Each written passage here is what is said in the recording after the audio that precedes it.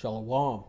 I'd like to start out by giving all glory, praise, and honor to Yahweh Bahasham, Yahweh Shai Bahasham, Rakach Wadash. Double honors to the elders and apostles of the Great Millstone, and Shalom to the elect of Israel. This is Thamayim in Atlanta, and I've got this CBS News article pulled up. It says U.S. food additives banned in Europe. Expert says what Americans eat is almost certainly making them sick. And they probably should have added and fat there as well. And this is going into how there are a lot of foods and food additives here in the U.S. and Babylon, which are actually banned overseas in Europe and in other places. The article's just hinting on Europe, but a lot of the things we eat here in Babylon are banned in other places throughout the world. And I first came to realize this years ago, even before I got into the truth, just doing my research on fluoride and what that entails and how it's actually a toxic runoff. But they tried it out in Europe for a while. I think the first place it was actually used was in Russian prisons to try and make the inmates more docile, but it was used all throughout Europe, and they found out how harmful it was and they stopped using it. It's banned there, but not here in the US, because it seems like it actually does make people docile, because the Americans haven't said a thing about it, or very few say anything about it. They just think it's making their teeth better and not giving them cavities, but it's really not good for you, and it's making them docile. But the article goes into, or getting into the article, it says London, from baguettes to focaccia, Europe is famous for its bread, but there's one ingredient conspicuously missing: potassium bromate. It's a suspected carcinogen that's banned for human consumption in Europe, China, and India, but not in the United States. And you look on your foods, there are tons of ingredients that don't belong within your food. Some being unlawful according to the scriptures, according to the Most High, Yahweh Bashem Yahweh Shai, and others just being straight up chemicals and unnecessary within your foods. Some are there to preserve as preservatives to keep your foods looking fresh. Some are there as food or dyes to make the food look better, which are unnecessary as well. And some are just GMOs, which have no place in your food as well. It says in the US, the chemical compound is used by some food makers, usually in the form of fine crystals or powder, and most stuff that comes in crystals or powders gonna be drugs. It says to strengthen dough. It is estimated to be present in more than 100 products. And in your bread, you just need, flour, water, salt, maybe a couple other things, but it shouldn't be a long list of products that go into making your breads. It says there is evidence that it may be toxic to human consumers, that it may even either initiate or promote the development of tumors. Professor Eric Millstone, an expert on food additives at England's University of Sussex, told CBS News. So he's bringing the great millstone down on this food, on these food regulations. He says European regulators take a much more cautious approach to food safety than their U.S. counterparts. Asked if it can be said with certainty that differences in regulations mean people in the U.S. have developed cancers that they would not have developed if they'd been eating exclusively in Europe, Millstone said that was almost certainly the conclusion that we could reach. It's like I was saying earlier, it's not just the cancers. It goes into mood and how people are acting. You know, the saying, you are what you eat. And so if you're eating a bunch of toxic food, you're going to be toxic people. And there's going to be a toxic society. And these people are toxically overweight and obese. And it's just Babylon needs to be destroyed. This whole place, this whole system of Edomite supremacy needs to be destroyed. They need to be taken out of the way because they've just destroyed everything. It's not just potassium bromate. A range of other chemicals and substances banned in Europe over health concerns are also permitted in the US, including titanium dioxide, also known as E171, brominated vegetable oil, BVO, potassium bromate, E924, azodicarbonamide, and propylparaben. Millstone, who spent almost half a century researching food and agriculture science, said most Americans were likely completely unaware that they were being exposed on a daily basis to substances in their food viewed as dangerous in Europe.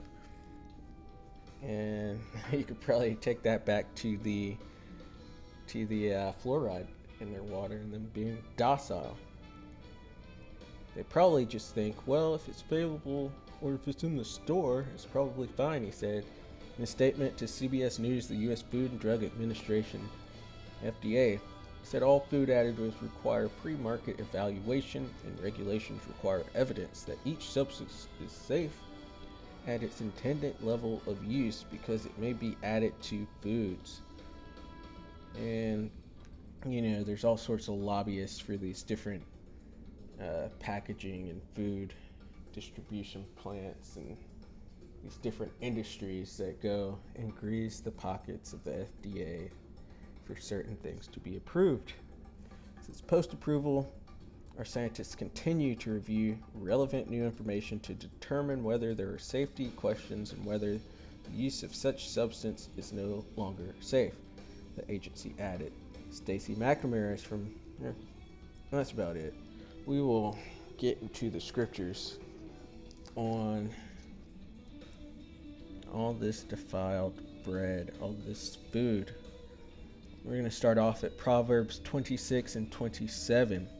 Whoso diggeth a pit shall fall therein, and he that rolleth a stone, it will return upon him. And I went to that one because a lot of these chemicals that are in the foods were aimed at Jake and trying to keep Jake docile, keep Jake stupid, keep Jake's hormones imbalanced so that Jake could not produce as Jake does. And when I say Jake, I'm speaking of the Negroes, Latinos, and the Native Americans. And this was all done to hold Jake back pretty much. And that's what a lot of this food, the additives and the chemicals that are in these foods, especially the foods that you could get with food stamps.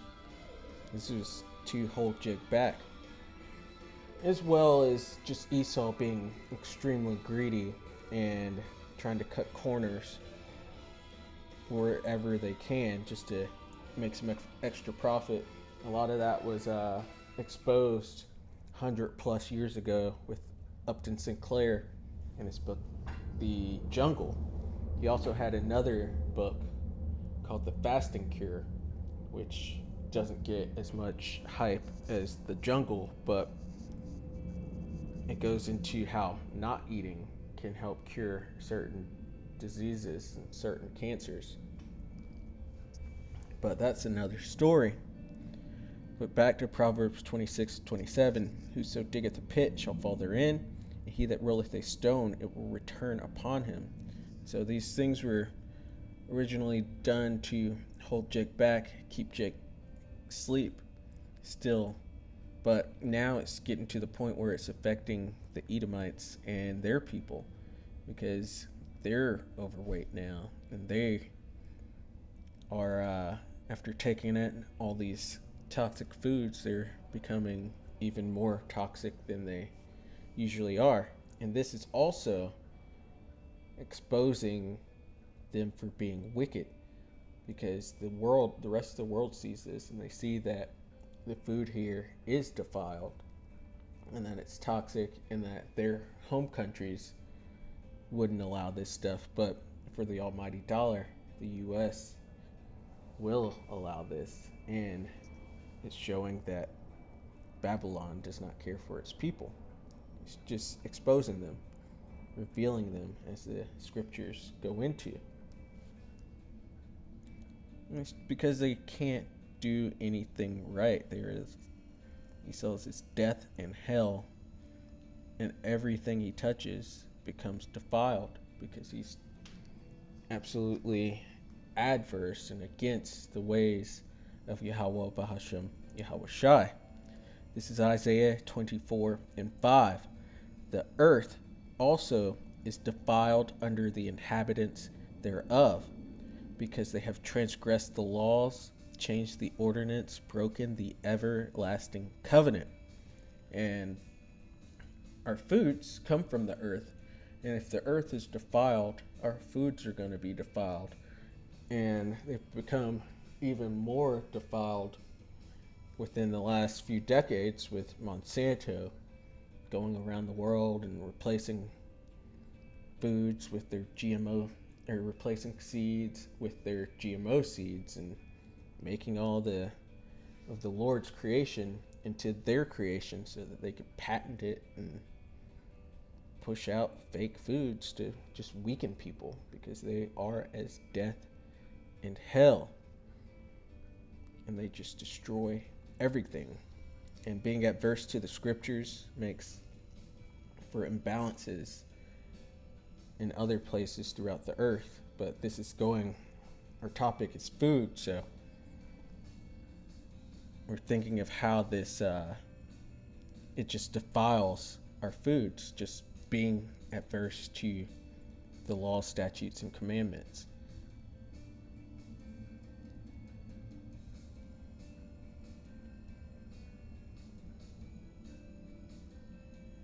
One second.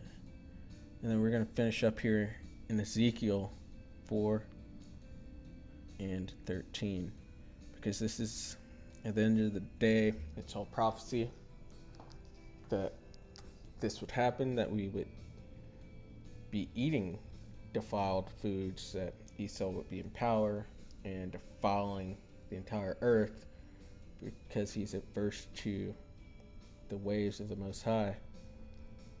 So this is Ezekiel 4:13. And the Lord said, even thus shall the children of Israel, which the children of Israel are the Negroes, the Latinos, the Native Americans, and anyone who comes from that seed through their fathers, who could possibly look like the Gentiles. Those are the Israelites. Can come from Abraham, Isaac, and Jacob.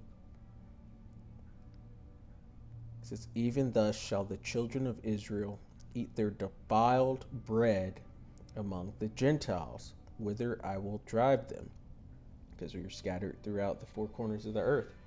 And that article is showing that this prophecy is correct, because here in America, where the bulk of the Israelites are gathered, the northern and the southern kingdom, we are eating defiled breads. And that article just proved and showed just a few of the defilements of actual bread. But it's everything about Western civilization. Everything is defiled. The earth, the water, society, the foods, understanding, just everything. Everything is defiled.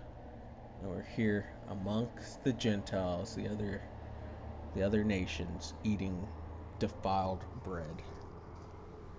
And so, Lord willing, that was edifying. I'd like to give all glory, praise, and honor to Yahweh Bahasham, Yahweh Shai Bahasham, Rakach Wadash. Double honors to the elders and apostles of the Great Millstone, and Shalom to the elect of Israel. Shalom.